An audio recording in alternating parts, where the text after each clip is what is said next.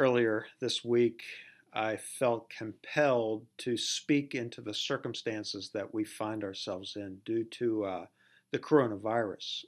And so, what I did was I took a pad of paper and I just started writing down words that we're all experiencing because of the predicament we find ourselves in. And some of the words I came up with was first of all, I wrote down fear. I think a lot of people are dealing with worry and anxiety and fear.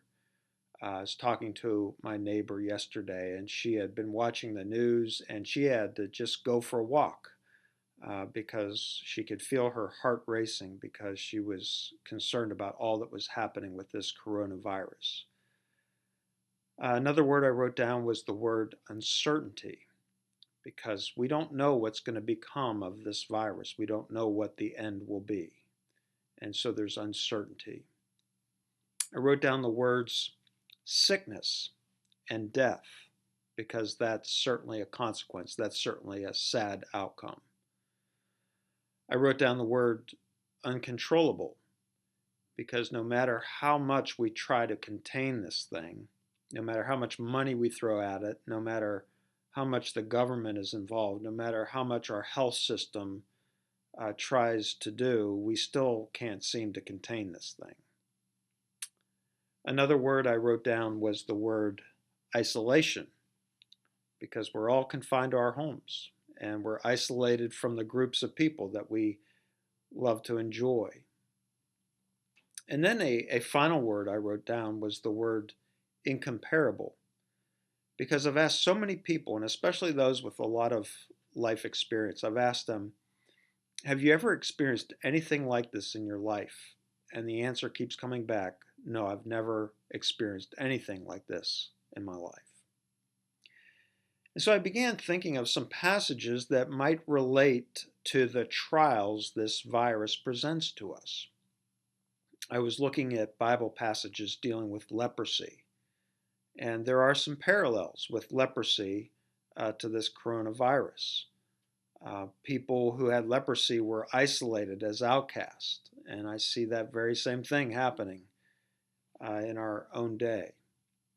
I also thought about the life of King Saul, because Saul always chose his will over God's will.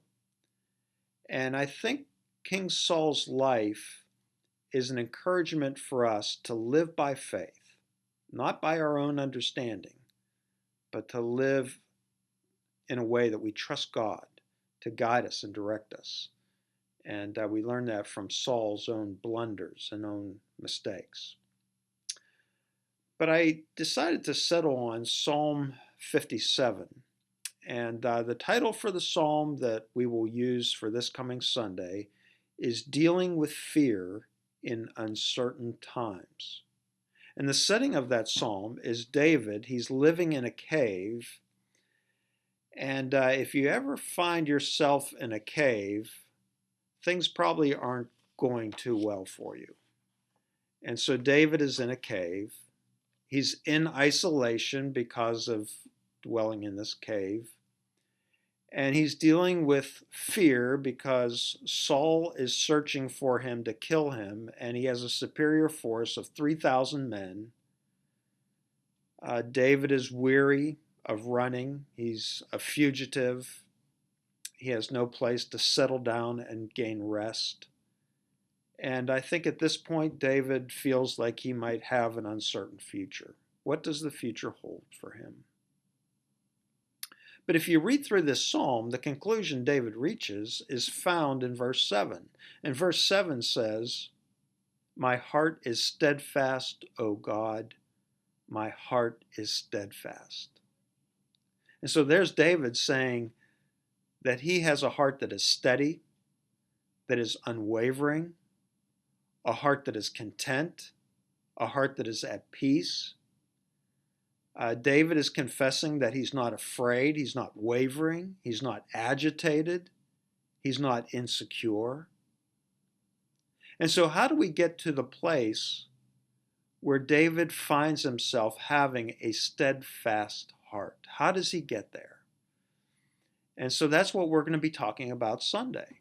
Tune in Sunday at 10:45, and you can go to our Facebook page, Calvary Norfolk, or our YouTube page at Calvary Norfolk, and we'll be live streaming at 10:45. We hope you'll join us, and we will explore together how it is that David, despite all his troubles, was able to have a steadfast heart.